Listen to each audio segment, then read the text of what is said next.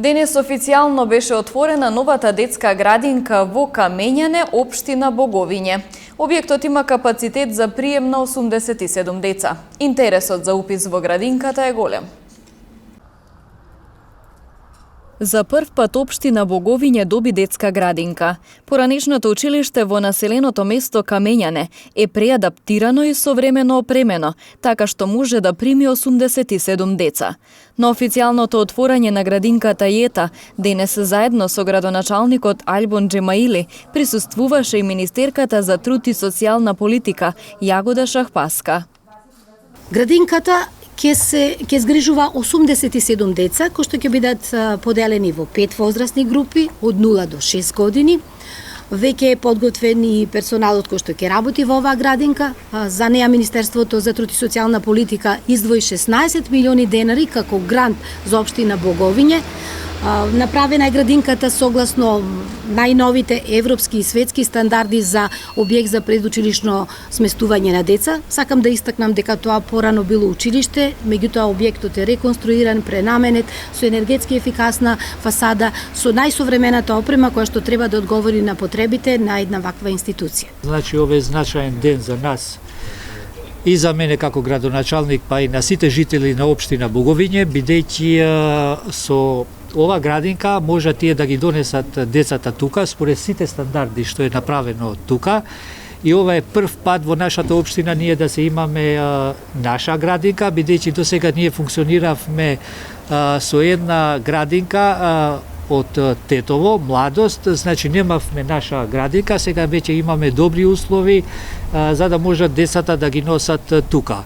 Името на градинката ќе биде Јета, на македонски значи живот, тоа што е многу битно, значи животот почнува тука. Децата за прв пат ќе се адаптират, ќе се социализират и ќе почне новиот живот за нив. Секој народ што сака да оди напред, мора да инвестира кај децата и ние тоа го направивме сега. Интересот за упис на деца во градинката во Камењане е голем, така што се очекува капацитетите да бидат исполнети. Министерството за труд и социјална политика побарало од Комисијата за заразни болести да дозволи да се зголеми бројката на деца што може да бидат опфатени во групите на јасли, рече министерката Јагода Шахпаска. Состојбата во градинките е стабилна. Ние како дел од кризниот штаб секој понеделник поднесуваме извештај до владиниот кризен штаб за состојбата со позитивни како воспитувачи и негователи во градинките вработени, така и за број на деца. Последниот извештај говори дека навистина пандемијата е сведена на минимум што се однесува во објектите за сместување на деца во предучилишна возраст, односно во градинките и дневните центри.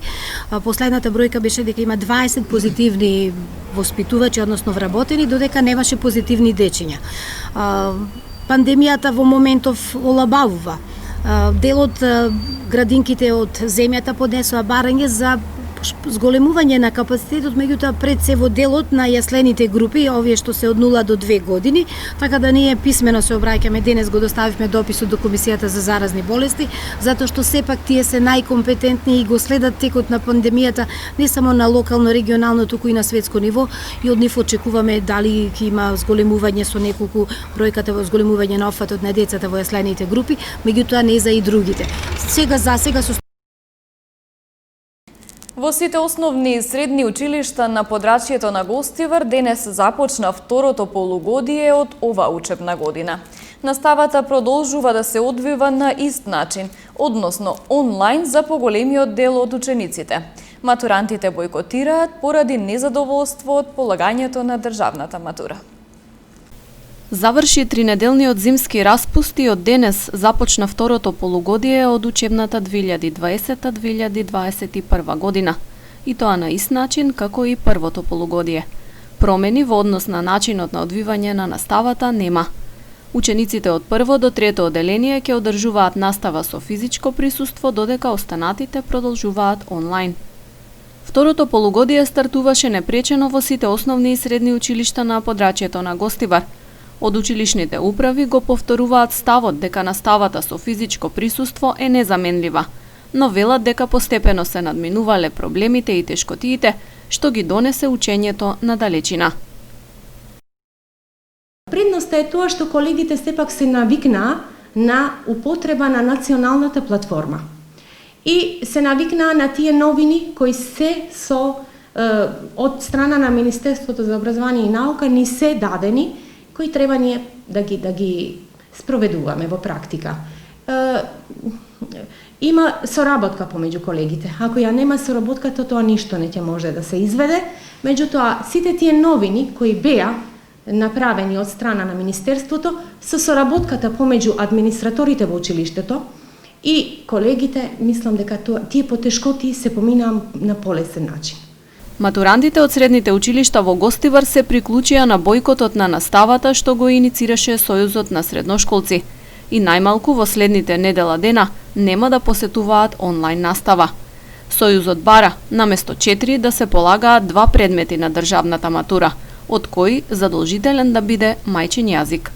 Значи, Сојузот на средношколци пред 3 дена одлучи дека наставата ќе биде бојкотирана.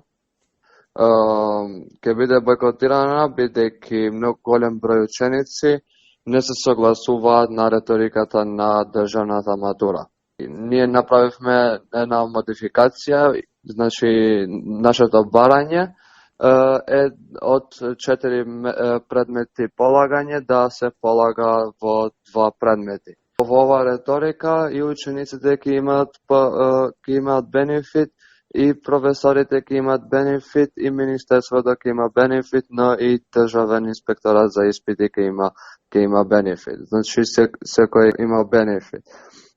Ние вчера имавме еден состанок бевме повикани во состанок со министерката за образование и наука Мила Царовска и исто и со министерот Филипче, во кој состанок ние зборувавме за државната матура, исто и за отворање на училиштата.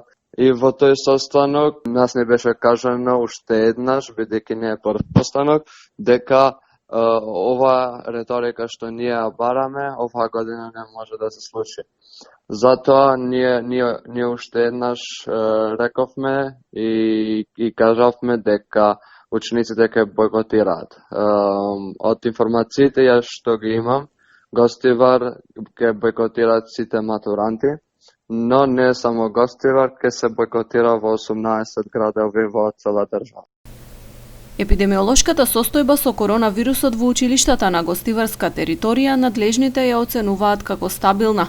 Кога се јавувала потреба поради заразени наставници, се вршела реорганизација и немало прекини во текот на наставата. До сега, верувајте, многу бил мал бројот на колеги кои биле со COVID-19 и тоа по двајца на секои 3 недели.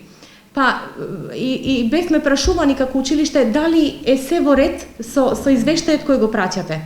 И тие наставници кои се поминати, имаме име, презиме се евидентирани, кои изостанувале од онлайн наставата ја држале пошто биле со онлайн настава одржување на часови и тука немаме никаква примедба и немаме никакво отсуство. Во основните и средни училишта во Гостивар настава следат околу 10.500 ученици.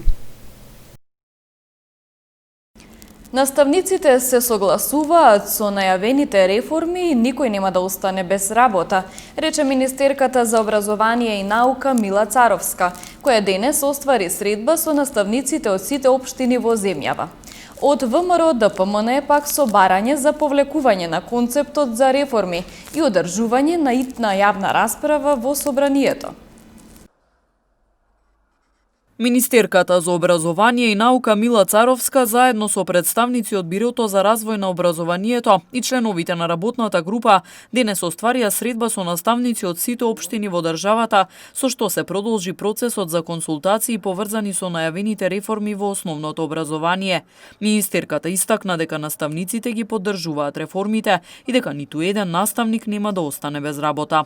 Денеска и двете групи истакнаа поддршка на новата концепција, им се допадна можноста за автономно одлучување и креативност во имплементација на програмата. Секако дека денеска зборувавме со нив и по однос на нивните предизвици, зашто се најмногу вознемирени, што можеби се пласирало како лажна вест па ги вознемирило, и сметам дека сите прашања ги одговоривме. Специфично се одговори прашањето дека никој од наставниците нема да остане на работа, дека концепцијата ќе се воведува етапно или сукцесивно, и тоа во прво и четврто, понатаму 2022, 23 и 6, второ и пето одделение, и на тој начин за 6 години ќе добиеме стабилен систем на основно образование, кој што главно ќе се фокусира на потребите на учениците, и со тоа ќе произведуваме граѓани понатаму кои што ги почитуваат европските вредности, но исто така размислуваат и самостојно и критички, и со тоа донесуваат одлуки, или како што велиме, ќе научат да размислуваат со своја глава, што беше посебно истакнато од наставниците како предизвик кој што денеска се соочуваат. Пратеничката група на ВМРО ДПМН е пак денес на Комисијата за образование, наука и спорт побара повлекување на концепцијата за реформи во основното образование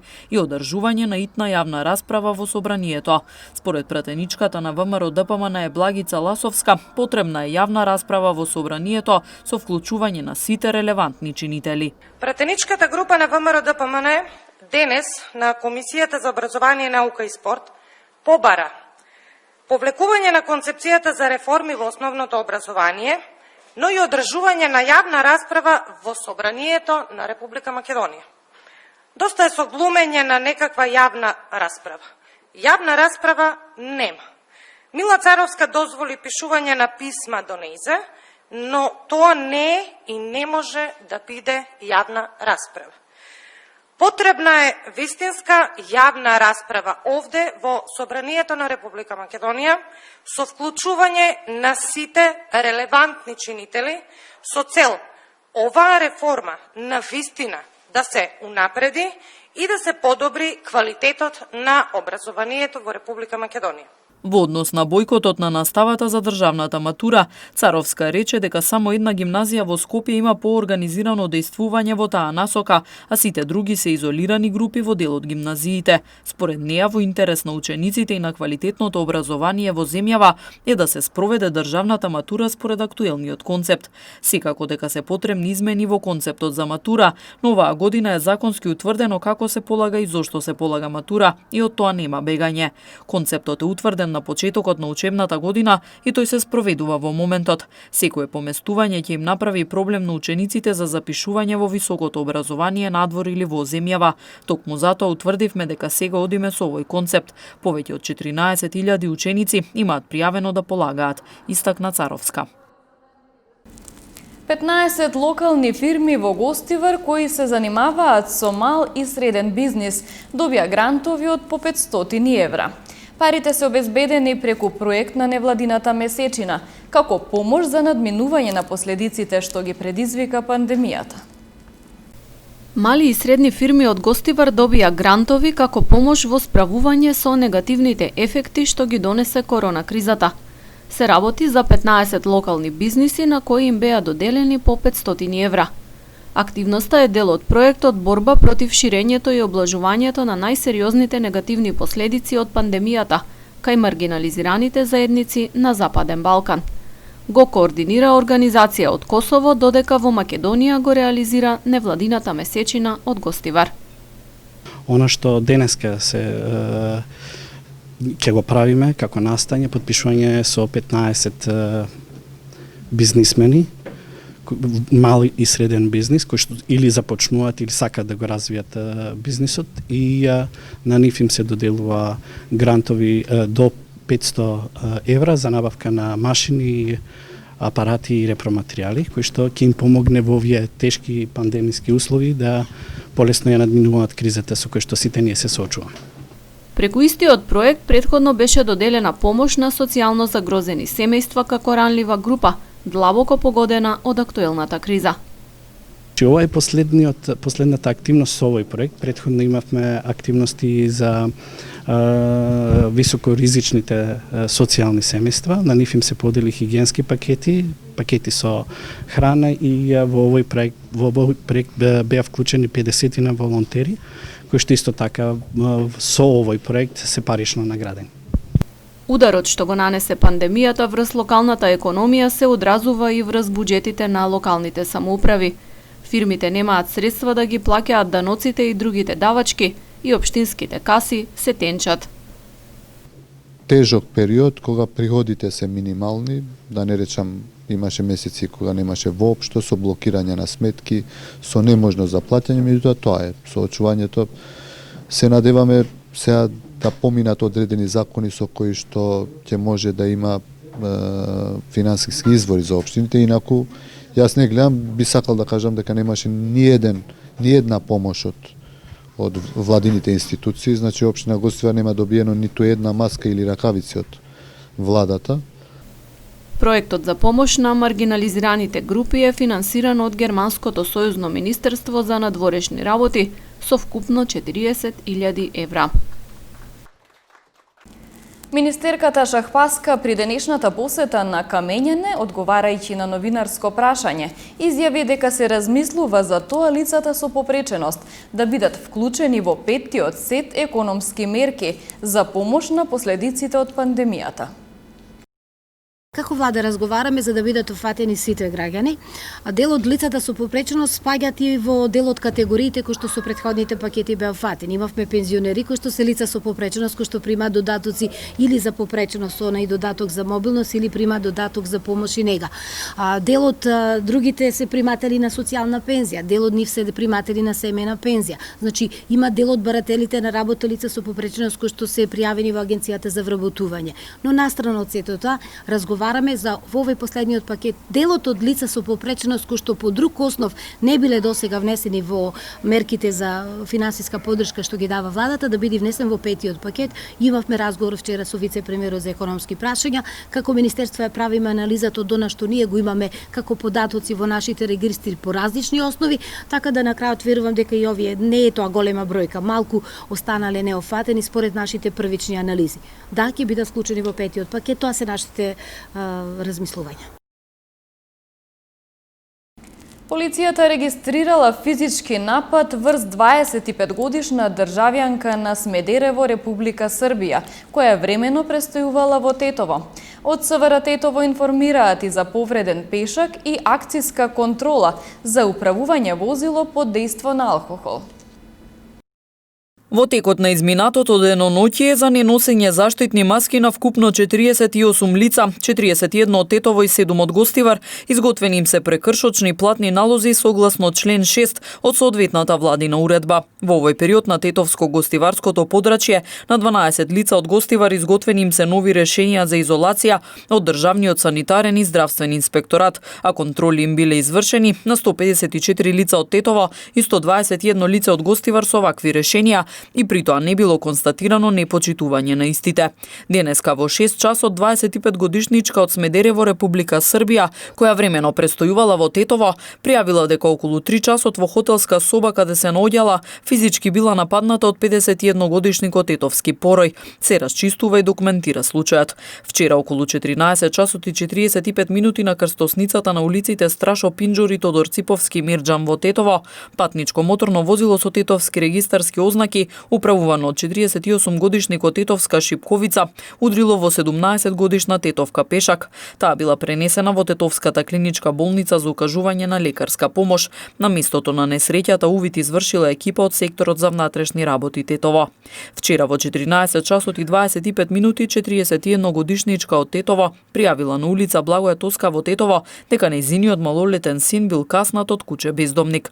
Во текот на вчерашниот ден од 16 до 22 часот на подрачјето на секторот за внатрешни работи Тетово спроведени се засилени контролни активности, дали и колку од возачите управуваат под дејство на алкохол. При тоа бил откриен и санкциониран еден возач кој возел под дејство на алкохол. Истиот бил исклучен од сообраќај и му е изготвен соодветен поднесок. Во овие контролни активности откриени се и 48 други видови прекршоци, 25 во Тетово и 23 во Гостивар. Најмногу 13 од прекршоците се однесувале на управување без положен возачки испит, 8 во Тетово и 5 во Гостивар, а откриени се исто така и возачи почетници, возила со истечена регистрација повеќе од 30 дена и така натаму.